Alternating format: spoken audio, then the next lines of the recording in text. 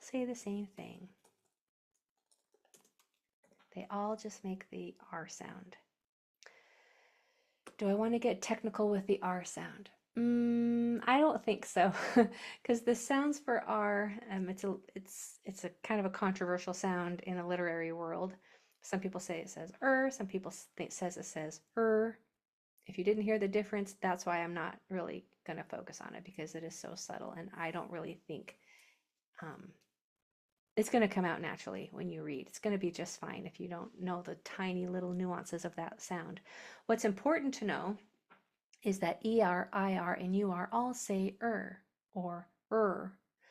ER usually comes at the end of multisyllable words. However, sometimes it can come in short words. So usually you'll see it in longer words, like at the end, at the very end. That's when it's used as a suffix, and it means someone who or something that. So something that computes is a computer. But you'll also see it in small words. ER, IR, and UR does not have a solid pattern that you can rely on for spelling. For reading, yeah, you can rely on the sound. UR is usually in the beginning and middle of words, and they usually have to do with nature or temperature or the environment. IR is also the beginning and middle of words, and it's usually in descriptors or states. But you don't have to know any of that. Those are just fun facts. What you need to know is that they all say They all make the R sound. So when you see, for instance, if this is important for my spelling class people, you just learned in spelling that when you're spelling a word and it ends with an sound, you're probably going to use that ER, right? Because that's the most common place for that ER. It can happen in other places, but it's most often at the end. In reading class, it's going to be anywhere I want in the word, because I'm going to train your brain to see it as a unit and to recognize it as a pair, so that you can subconsciously just recognize that ER, IR, and UR, they're kind of silent letter pairs, right? They only make that R sound. So don't be surprised if you see an ER tucked anywhere in the word. That's intentional, and that's because I want you to recognize it. Wherever it is, it still says the same thing. So let me share my screen. All right, so it looks like I'm going to start us off here with a soft C and a soft G. So can your brain handle one more thing? I think it can.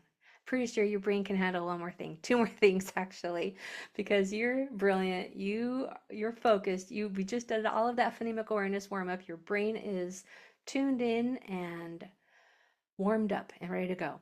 So here's the second and third thing I'm going to teach you, which is a review, but it's not a lesson that I have taught yet. So it's probably going to sound familiar, but you're going to do the deep dive of it next month. Here it is. C, we'll make it soft sound S if the next letter is an E, I, or Y. G will make its soft sound J if the same letters are after it, E, I, or Y. Otherwise, they will make their hard sound.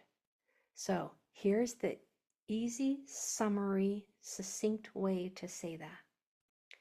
C says K always, unless the next letter is an E, I, or Y. That's only 3 times that it doesn't say K.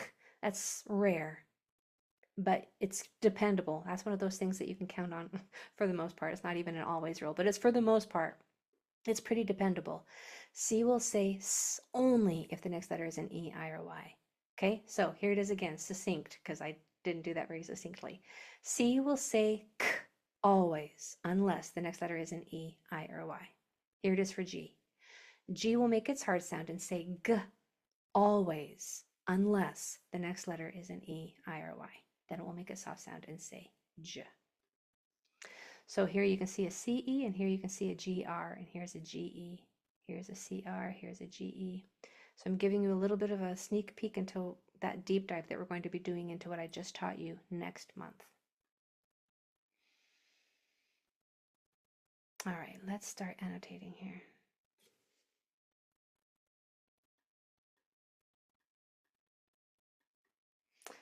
Am I sharing my screen? No. There we go. Okay, that's better.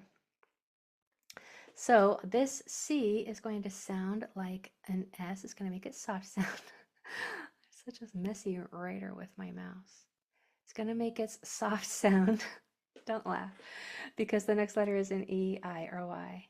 Now here's that ER that I want your brain to learn to recognize. Lock in on those R-controlled vowels. E is not going to say its name. It's not going to say eh. It's going to say something completely different because of that R. R controls the sound of the vowels that come before it. In this case, it just makes it silent. It says This I is going to say I because the next letter is a consonant and in the end of the word. So we have s, t, I, p, surtip, surtip. Go ahead and try your word over here.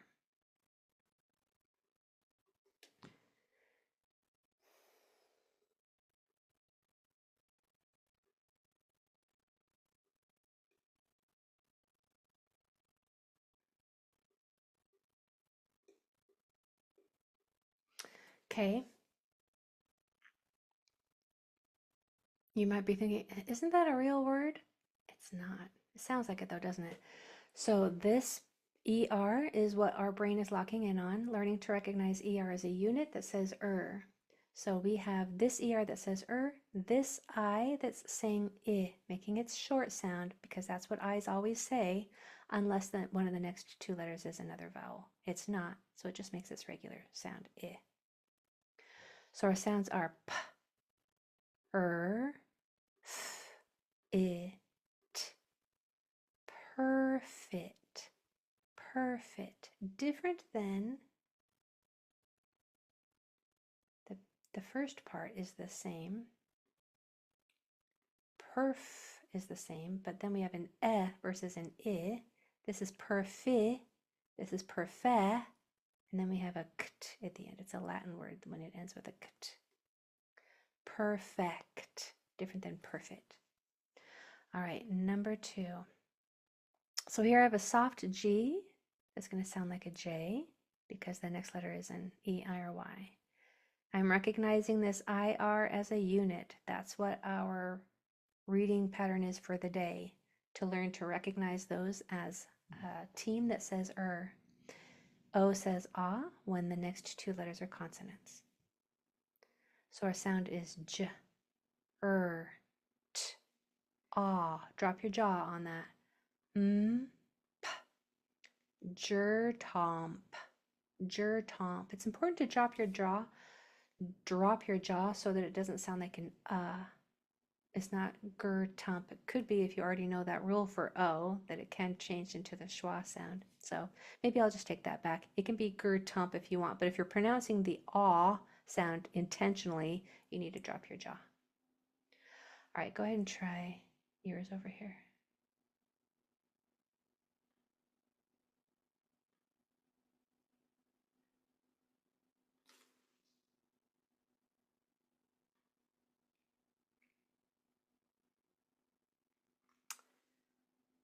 Okay. So this C is making it soft sound because the next letter is an E, I, or Y. And this I is saying I because the next two letters are consonants. So we have S, P, I, S, T.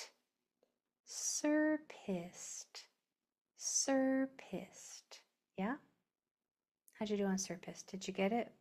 Y, yay, or A almost on surpist? Did you get that one without me? Nice. Wow. Excellent. Okay, let's keep going.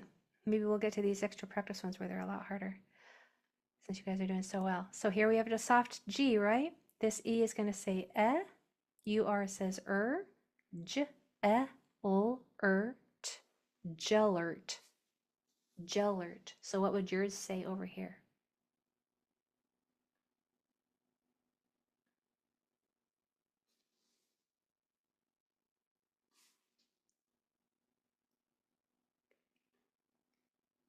Okay, this G is going to make a soft sound and say J because of that E-I-Y pattern. E's make the G say J. This E is going to say because of the two consonants that come after it. UR says It's ER, IR, UR. All say just what the R says. There are controlled vowels. So we have J, P, K, Jeperk, Jeperk. Yeah? Doing okay? All right, number 4. Here's an IR. You have to admit, spelling class people, isn't this 100% easier? Even though these words aren't easy to read, it's easier than spelling. So just remember that, everybody. If spelling is harder than reading for you, it's because spelling is harder than reading. It's not you. Spelling is harder than reading. It just is, because you have to generate the spelling patterns versus just recognize what they say. So here we go on our reading for number 4. IR says This E is going to say because of the tap 2 rule. Here we have a Y. Y is at the end of longer words, usually say E. P, R, S, N, T, E. Percenty. Percenty. Yeah? Try yours over here.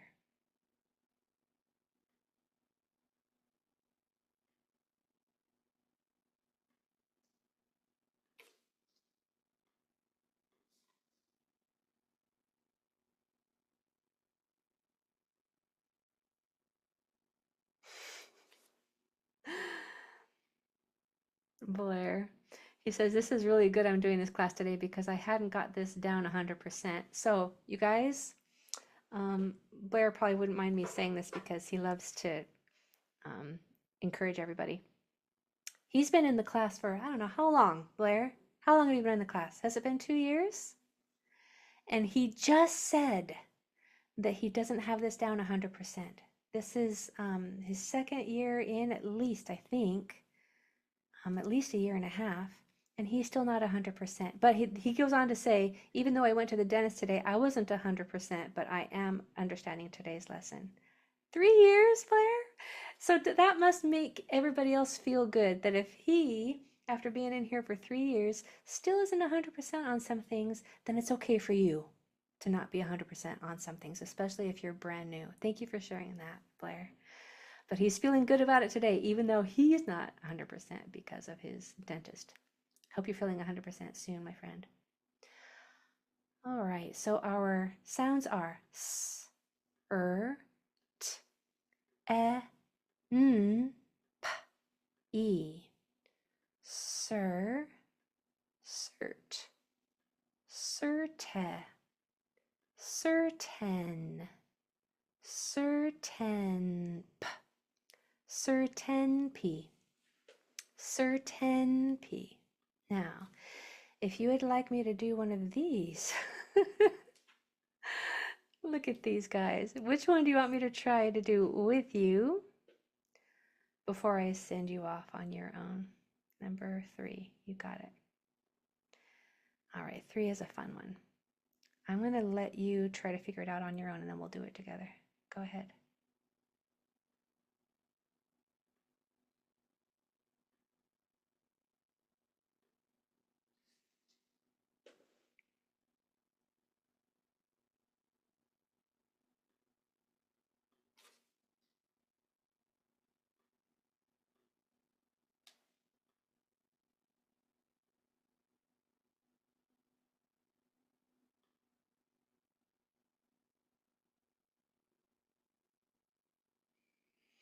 All right.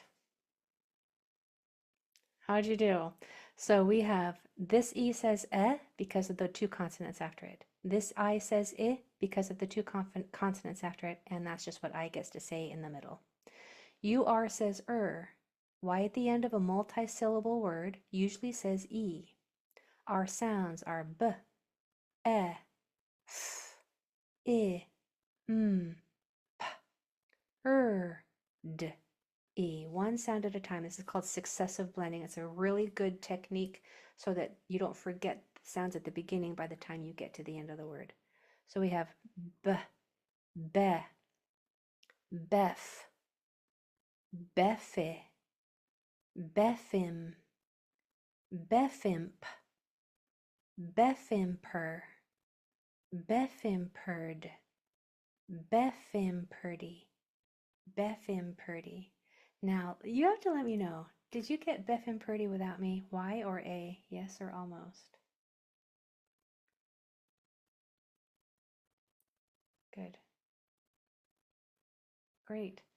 All right, and I think I have a request for, yeah, lots of requests for number 10. Let's try number 10. Go for it, you guys. I'll let you try it, and then I'll come in after you.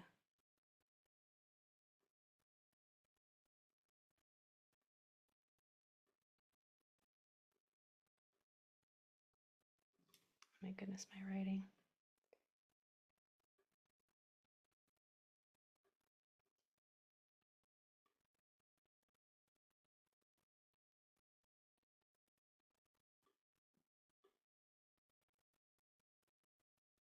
You're right.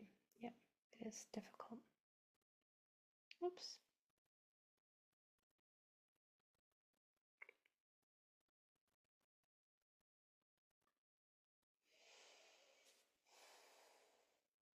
This is a this is a doozy, you guys. We have 1, 2, 3, 4, a 5-syllable word. 5-syllable word. You can tell because there are 5 vowels that don't touch. Let's try it. So first we have to know what the vowels sounds are so that we're not guessing on those. So this E is going to say because of the tap 2 rule. Same with this I. UR says This I says because of the tap 2 rule. And also both of these I's get to say it in the middle regardless because of the confident rule. We learned that in I month if you want to go back and review that in that recording. And then Y at the end of a longer word usually says E. Our sounds. L, t, I, m, d, I, p, E. One sound at a time. Le, let, let him. Now, what I'm doing is I'm making a 5-syllable word into 2 parts. We're only reading 2 things, 2 chunks of sound. We're reading the beginning and then 1 sound gets added. So we're only always reading just 2 parts and it makes it a lot simpler. So I'm on let him, lettimer. Now I have lettimer. I'm going to add the next sound. Lettimerd, lettimerd, lettimerdip, lettimerdipy, lettimerdipy, lettimerdipy. How did you do? Let me know. Q&A. A, almost. Y, yeah, you got it. How did you on lettimerdipy? Ooh, I like the double Y, Sarah. She's excited about that.